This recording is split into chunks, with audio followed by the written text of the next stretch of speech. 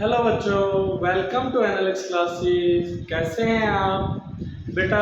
हमने last lecture में error analysis के टॉपिक को स्टार्ट किया था, जिसमें मैंने आपको ये बताया कि एरर क्या होता है और किस प्रकार से एरर को कैलकुलेट किया जाता है। ठीक है, इसके साथ साथ मैंने आपको टाइप्स ऑफ एरर्स, ठीक है, मेजरमेंट के अंदर जो जिस जिस प्रकार के एरर्स आ सकते हैं उनके बारे में मैंने आपको जानकारी दी। आज हम ये जानने का प्रयास करेंगे कि किसी भी फिजिकल क्वांटिटी की मेजरमेंट के दौरान एरर कैसे प्रोपेगेट करता है। तो आज का हमारा जो टॉपिक है प्रोपेगेशन ऑफ एरर या फिर कॉम्बिनेशन ऑफ एरर्स के बारे में बात करेंगे। तो जैसा कि आपको मैंने बताया था कि कोई भी फिजिकल क्वांटिटी जो है वो दो या दो से अधिक फिजिकल क्वांटिटीज के कॉम्बिनेशन से बन सकती है। ठीक है, जैसे मैंने कुछ एग्जांपल्स भी लिए थे।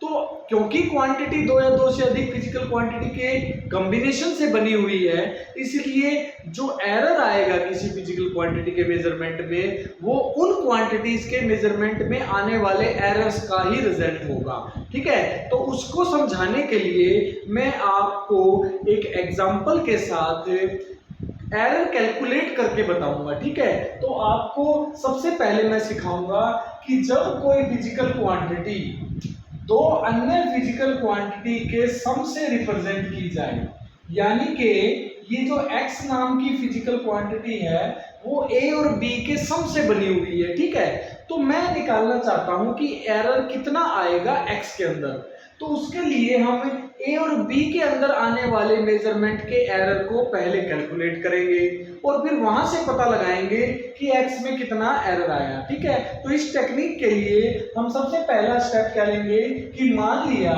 हमारी फिजिकल क्वांटिटी x जो है वो a प्लस b के बराबर है। ठीक है, इसके बाद हम क्या करेंगे, इनकी मेजरमेंट को स्टार्ट करेंगे।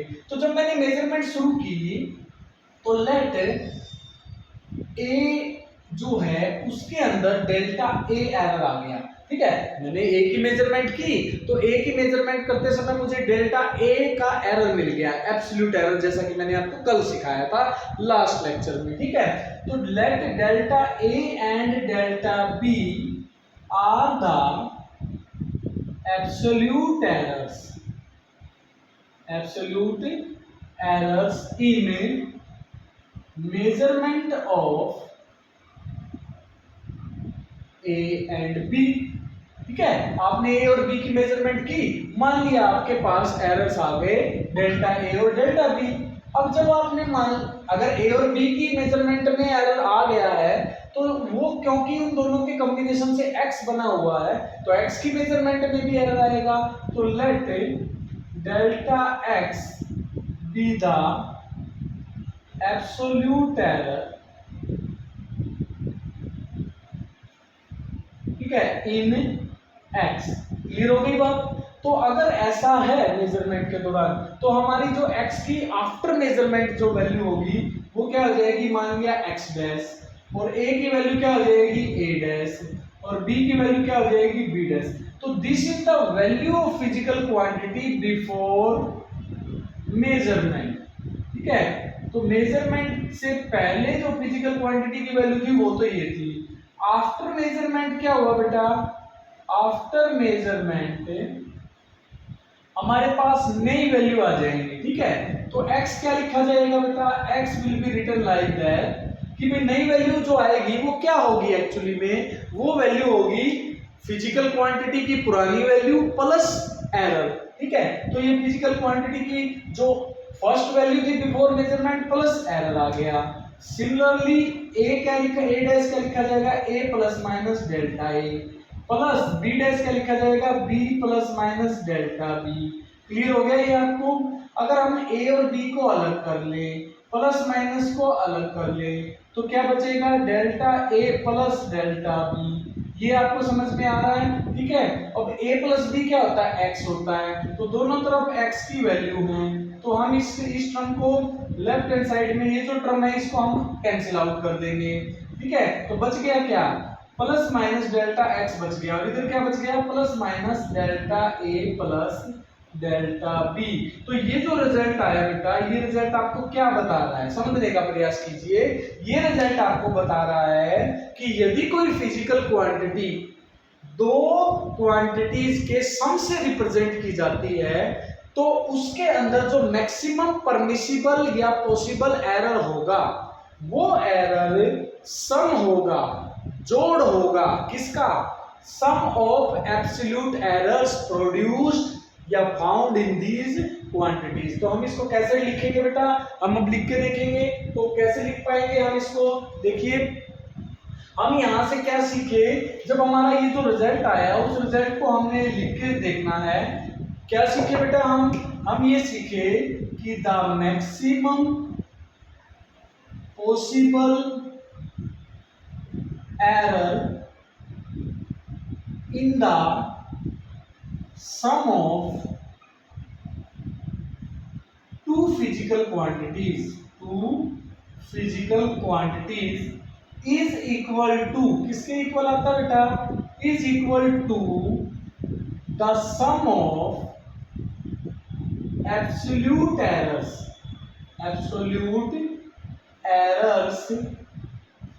इन इंडिविजुअल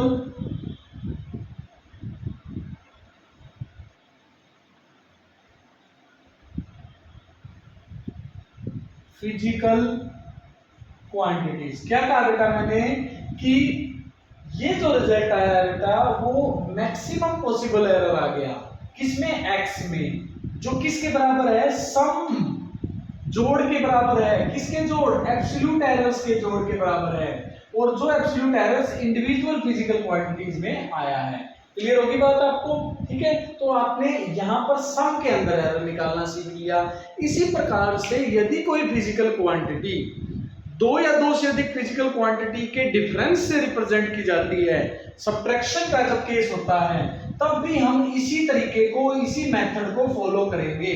तो अब मैं आपको डायरेक्ट उस स्टेप को फॉलो करके बताऊंगा।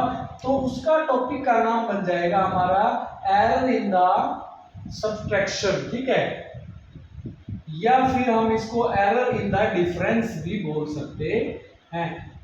कि यदि कोई फिजिकल क्वांटिटी दो या दो से अधिक फिजिकल क्वांटिटी के डिफरेंस से रिप्रेजेंट की जाए, for example let x is equal to a minus B. Before measurement हमारे पास x ये है। अब आपको पता है कि जब हम मेजरमेंट करेंगे तो a जो है वो a डैश बन जाएगी और b जो है वो b डैश बन जाएगी, ठीक है। और अगर ये दोनों चेंज हो गई तो x किस में कन्वर्ट हो जाएगी, x डैश में। तो आफ्टर मेजरमेंट हमारे पास नई फिजिकल क्वांटिटी क्या होगी, x dash is equal to a dash minus b dash. अब x डैश को कैसे लिखेंगे, x जो तो वो तो पहले थी, प्लस माइनस उसमें क्या आ जाएगा, एरर आ गया, एब्सोल्यूट एरर ऐड हो गया, सब्ट्रैक्ट हो गया। इसी प्रकार से a plus minus delta a minus b plus minus delta b। तो इस प्रकार से हमने इसको रिप्रेजेंट कर लिया। अब हम इनको अलग करेंगे तो a माइनस b को तो अलग कर लेंगे, प्लस माइनस दोनों चीजें हमने बाहर निकाल दी। तो जब प्लस और माइनस दोनों ही बाहर निकल गए हैं तो डेल्टा a यहाँ पे आ गया, यहाँ वाली माइनस बाहर आ चुकी है, तो बचेगा क्या, प्लस डेल्टा b, ठीक है। तो इस प्रकार से यहाँ से हमने ये कैंसिल कर दिया। तो फिर से क्या बचा, ध्यान से देखिए, दोबारा से हमारे पास क्या आ रहा है, delta x is equal two plus minus delta a plus delta b। ये तो वही रिजल्ट आ गया जो हमने सम में निकाला था। इसका मतलब हम क्या सीखे यहाँ से कि चाहे कोई फिजिकल क्वांटिटी डिफरेंस से रिप्रेजेंट की जाए, चाहे कोई फिजिकल क्वांटिटी सम से रिप्रेजेंट की जाए, एरर्स का तो हमेशा सम ही होता है। यहां पर हम बोलेंगे कि maximum possible error in the value of x which is represented by the difference of two physical quantity is equal to the sum of absolute errors of these physical quantities। तो आपको ये बात समझ में आई। तो बेटा आज मैंने आपको जो सिखाया है वो है हमारा सम और डिफरेंस के अंदर कैसे एरर प्रोपेगेट करता है। तो नेक्स्ट लेक्चर में हम मल्टीप्लिकेशन, डिवीजन और पावर के टॉपिक को करेंगे। तब तक आप इसको कंटिन्यू करेंगे, अच्छे से समझ लेंगे और कुछ ऐसे एग्जांपल्स को सोल्व करने की कोशिश करेंगे जो दो या दो से अधिक फिजिकल क्वांटिटीज के सम से या फिर डिफरेंस से रिप्रेजेंट किए जाते हैं। एक मैं पर्टिकुलर एग्जांपल आपको देकर टॉपिक को खत्म करना चाहूंगा, ठीक है। तो टॉपिक में जैसे अगर हम सम का एक एग्जांपल लें, अगर हमें क्या निकालना बेटा, पेरीमीटर निकालना है, ठीक है, पेरीमीटर ऑफ रेक्टेंगल निकालना है, तो उसका फार्मूला होता है बेटा 2 इंटू एल प्लस बी, ठीक है। तो यहां पर एरर क्या आएगा, एरर कैसे निकलेगा बेटा, एरर निकलेगा कि delta P is equal two plus minus, इस 2 का कोई लॉजिक नहीं है यहाँ पे, क्योंकि मेजरमेंट जो की गई है वो किसकी की गई है, हमें तो एरर कितना आया है वो निकालना बेटा। तो एल में कितना एरर आया, डेल्टा एल का एरर आया, प्लस बी में कितना एरर आया, डेल्टा बी का एरर आया। तो हमारे पास डेल्टा पी क्या होगा, delta L plus delta B. तो इस प्रकार से एरर प्रोपेगेट कर गया।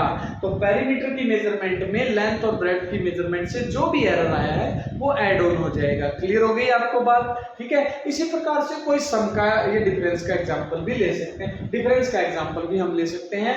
अच्छा, ये तो था दो फिजिकल क्वांटिटी के लिए। हम एक एग्जांपल में ऐसे भी कर सकते हैं, यदि P बराबर है a plus b minus c plus d minus a या E लिख देते हैं। देखिए यहाँ पर कितनी सारी फिजिकल क्वांटिटी हैं, कोई फिजिकल क्वांटिटी ऐड हो रखी है तो कोई सब्ट्रैक्ट हो रखी है। तो अगर आपको टोटल, आपको मैक्सिमम पॉसिबल एरर P में निकालना है तो वो क्या आएगा बेटा, प्लस माइनस A में जो एरर आया है, B में जो एरर आया है, C में जो एब्सोल्यूट एरर आया है, D में जो एब्सोल्यूट एरर आया है और E में जो एब्सोल्यूट एरर। आपको एरर्स को हमेशा जोड़ना ही होता है, घटाना नहीं होता है, चाहे क्वेश्चन सम का हो या डिफरेंस का हो। इस बात को ध्यान रख के आप कुछ क्वेश्चंस को, न्यूमेरिकल को सोल्व करेंगे।